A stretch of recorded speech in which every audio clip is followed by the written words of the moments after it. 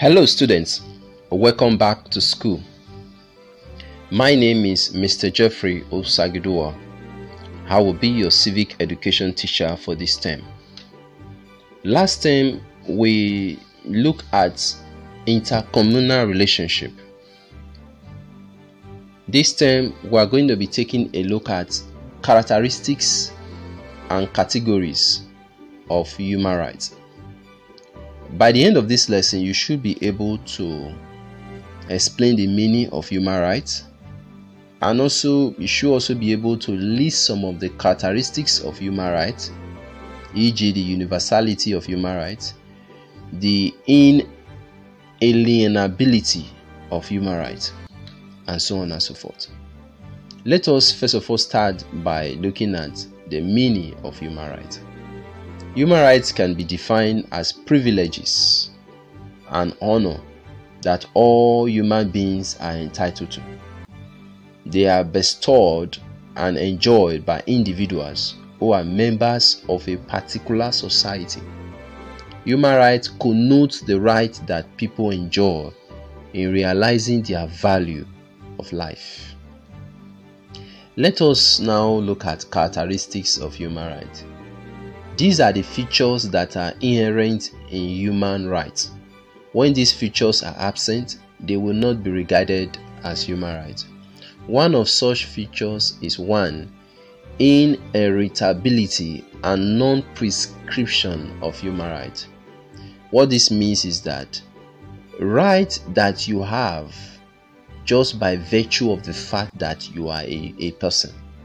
Human rights is inherent because they are not granted by any person or authority. You do not have to buy it, earn it, or inherit it. What this simply means that you don't inherit rights. You don't inherit human rights. And you don't enjoy human rights because you are a special person. You don't also enjoy human rights because you were born with silver spoon.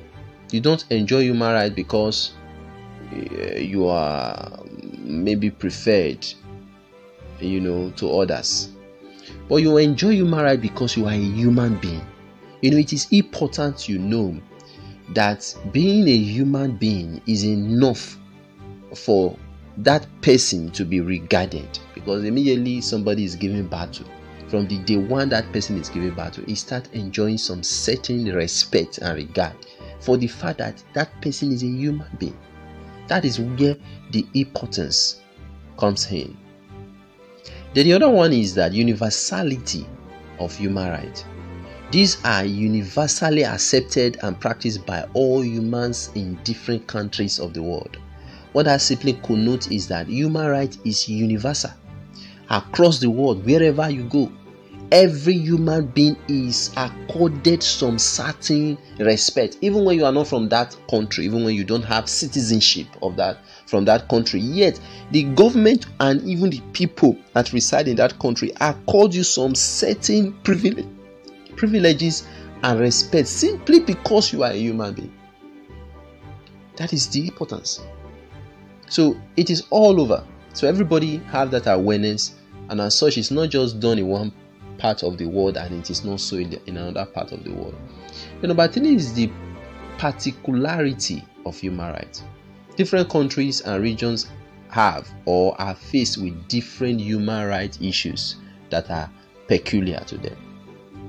Of course, different regions have different issues as to how things come up in their country. For example, it is not how issues of human rights comes up in Nigeria. That's not how it comes up in other places. For example, let's take a look at the Afghanistan, who are having issues now as to the government of the country being seized, by some opposition. And as such, the people in that region for now will not be giving some certain regard. Of course, all over the world, you could see what is presently ongoing in that country. So the issue of human rights also can differ when it comes to region and areas. The other one is relativity relativity of human rights. This means that human rights is concerned with relation between people and people. Relativity of human rights is in fact the limitation of human rights. That is, right of an individual cannot expand so boundless that it damage may be brought to others. What that connotes is that the relativity of human rights simply means that human rights is related.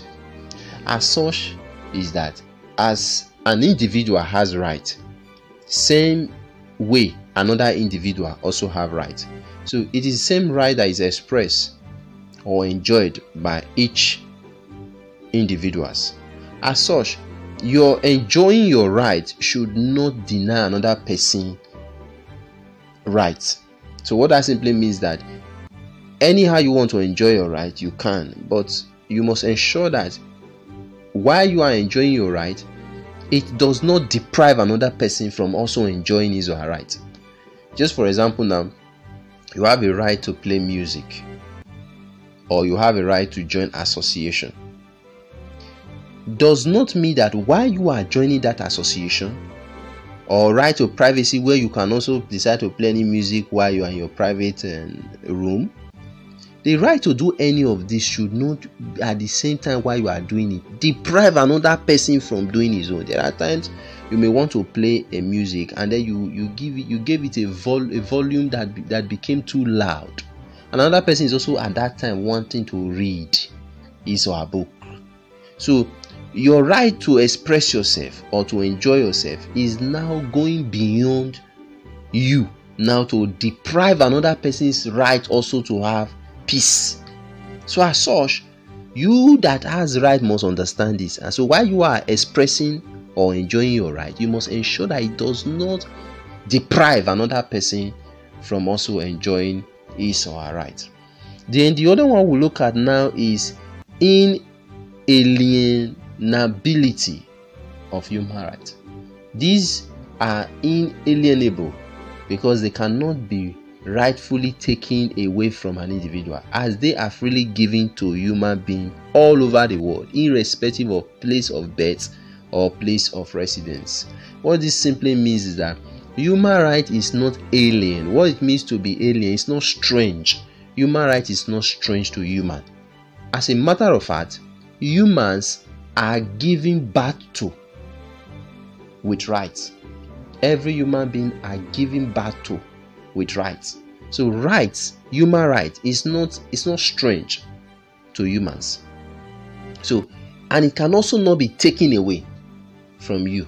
Nobody can deny another person his or her rights. And that is why UN have made it mandatory that all countries, enshrine the fundamental human right into their constitution, so that when another person's right is violated, the other guy can go to court and ask for redress.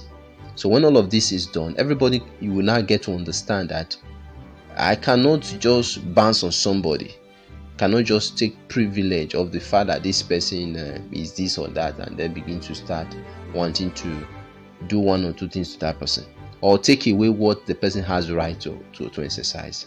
Number 6, fundamentalism of human rights.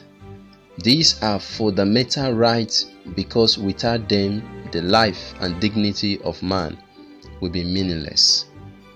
Human rights are so important and fundamental that the government, its agencies, and people all over the world have mandated to ensure total compliance with human rights laws and follow the tenets of the United Nations Universal Declaration of Human Rights. Like we earlier said, all nations have been mandated to enshrine into their constitution fundamental human rights as one of the ways to protect the rights of his or her citizens across the world, so that whenever any individual's right is violated, either by individual or by government, such individual can use a section of the constitution that protects his or her right to defend his or herself by asking for redress in the court of law.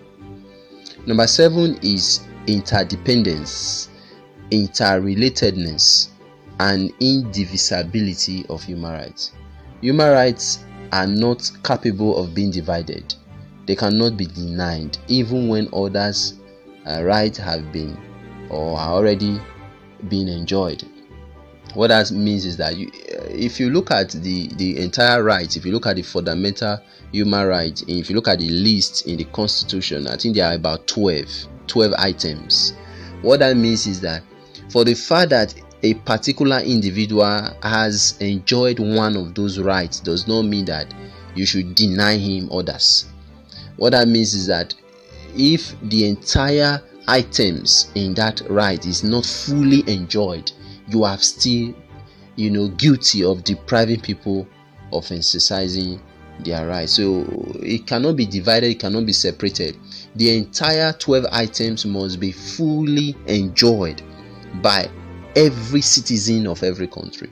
So you can't say because he has enjoyed this, okay, let's deny him this, or because he has that, let's refuse him this. No, all of them must, the enjoyment of the entire items is what makes it a complete compliance as to, in the area of government and individual, ensuring that every persons have fully enjoyed their rights.